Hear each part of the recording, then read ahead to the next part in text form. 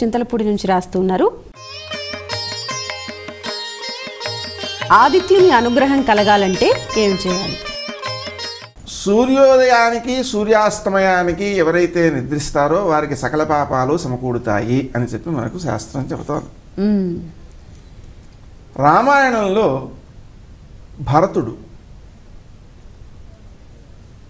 తన యొక్క అంగీకారంతో, తన ఇష్టంతో, అంటే రాముడు అడవికి వెళ్ళడం తనకిష్టము అని ఎవరు భావించారు?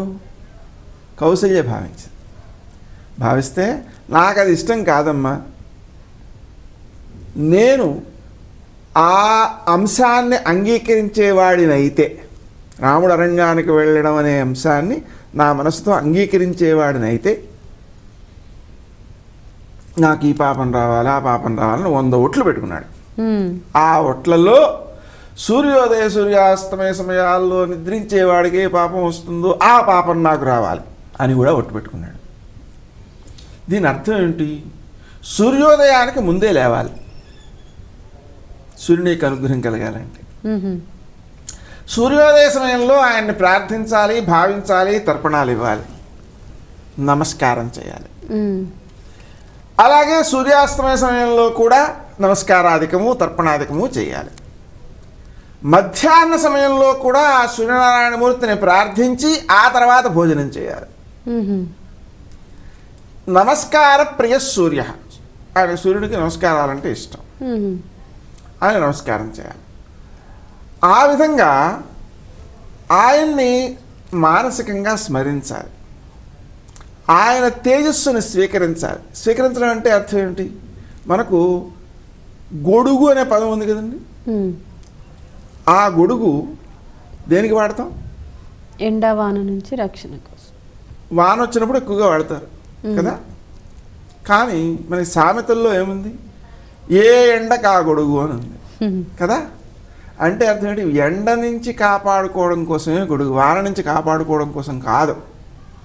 ఆ మధ్య వాట్సాప్లో ఒక వీడియో వచ్చింది.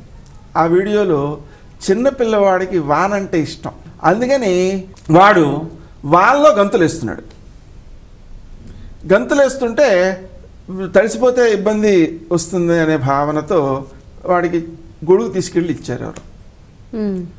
గొడుగు వేసుకునే గంతులు వేస్తున్నాడు. ఇంతట్లోనూ మెరుపు వచ్చి ఆ గొడుగుకి తాకింది, పిల్లవాడు చనిపోయినాడు. అది వీడియో. తాత్పర్యం ఏంటి అంటే, గొడుగు అనేటువంటిది ఆ మెరుపుని ఆకర్షించడానికి పనికొచ్చేటువంటి పదార్థం. కాబట్టి వానలో గొడుగేసుకు వెళ్ళడం సంప్రదాయం కాదు. మనకి సంస్కృతంలో గొడుగుకి ఒక పదం ఉంది, అదేంటంటే ఆతపత్రం అని. ఆతపత్రం అంటే గొడుగు. మనం పూజ చేసేటప్పుడు ఆతపత్రం సమర్పయామి, శ్వేతఛత్రం సమర్పయామి ఇలాంటివి పదాలు వాడుతుంటాం. ఇందుకే ఆతపత్రం అంటే ఎండ నుంచి కాపాడేది అని అర్థం. అంటే ఎండలో గొడుగేసుకు వెడితే పరోక్షమైనటువంటి సూర్యకాంతిని స్వీకరించడం జరుగుతుంది. సూర్యకాంతి వస్తుంది అంటే ప్రత్యక్షంగా రాదు, పరోక్షంగా వస్తుంది. అలా పరోక్షంగా వచ్చేటువంటి సూర్యకాంతి శక్తిలో డి విటమిన్ పెంచుతుంది. ప్రత్యక్షమైన సూర్యకాంతిలో పడుకుని సౌర స్నానాలు అని చేస్తుంటారు, అది చర్మ క్యాన్సర్ తీసుకొస్తోంది అని గుర్తించారు పరిశోధకులు. అందుకనే ఆతపత్రం అవసరం లాగా.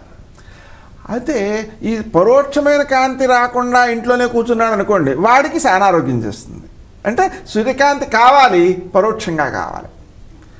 నమస్కారం చేయాలి, సూర్యుడికి నమస్కారాలు కూడా ఎలా చేయాలి? స్నానం చేసేసిన తర్వాత తడి వంటితోనే కనుక ఆ సూర్య నమస్కారాలు చేసినట్లయితే శరీరం మీద ఉండేటువంటి నీరు ఏదైతే ఉందో ఆ నీరు ఆ సూర్యకాంతి నుంచి శక్తిని స్వీకరించి పరోక్షంగా లోపలికి పీల్చుకుంటుంది. అలా చేయాలి. అంతేకాని ప్రత్యక్షమైన ఎండలో పొడి వంటితో ప్రయాణం చేయకూడదు లాగా.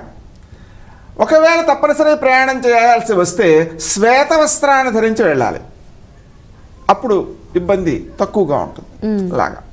అలాగా మనం సూర్యుని యొక్క శక్తిని స్వీకరించడం, సూర్యునికి నమస్కారాలు చేయడం, సూర్యోదయ సూర్యాస్తమయ సమయాల్లో ప్రార్థనలు చేయడం, నిద్రపోకుండా ఉండడం, అతి ముఖ్యంగా ఆ సూర్యోదయ సమయంలోనూ, మధ్యాహ్న సమయంలోనూ, సాయంకాల సమయంలోనూ కూడా ప్రాణాయామం కానీ ప్రాణాయామం తెలియకపోతే కనీసం పూర్తిగా గాలి పీల్చడం, పూర్తిగా గాలి విడిచిపెట్టడం 6 సార్లు. 6 సార్లు పీల్చడం, 6 సార్లు వదిలిపెట్టడం పూర్తిగా కనుక చేస్తూ ఉంటే సూర్యుడి నుంచి వచ్చేటువంటి సకల శక్తులు మనం పొందగలుగుతాం. ఏమేమి శక్తులు వస్తాయి? 1 ఆరోగ్యం. ఆరోగ్యం భాస్కరాదిత్యం. అలాగే శత్రువులపై విజయం. రాముడు ఆదిత్య హృదయం చేసి రావణాసురుడిని చంపాడు. అలాగే కార్యకుశలత. అలాగే తన యొక్క విద్య ఏదైతే ఉందో అది గుర్తింపులోకి రావడం. ఆర్థిక పరిస్థితి బాగుండడం, ఆహార సౌఖ్యం ఏర్పడడం. తన మాట ఇతరులు వినేటట్లుగా తాను ఒక నాయకత్వ లక్షణాలు కలిగి ఇతరులపై ప్రభావాన్ని చూపించగలగడం. ఇన్ని ప్రయోజనాలు సూర్యుని యొక్క ఆరాధన వల్ల మనం పొందవచ్చు. మనకి సత్రాజిత్ అనేవాడు ఉన్నాడు. ఆయన సూర్యుడికి ప్రార్థన చేసి స్నేహితుడైపోయి శమంతకమణిని పొంది ప్రతిరోజు 20 బారుల బంగారం వచ్చేటట్లుగా ఆ మణిని పొందాడు. దీని అర్థం ఏంటి? ఆర్థిక బలం కూడా ఏర్పడుతుంది ఆ సూర్యుని యొక్క ఆరాధన వల్ల.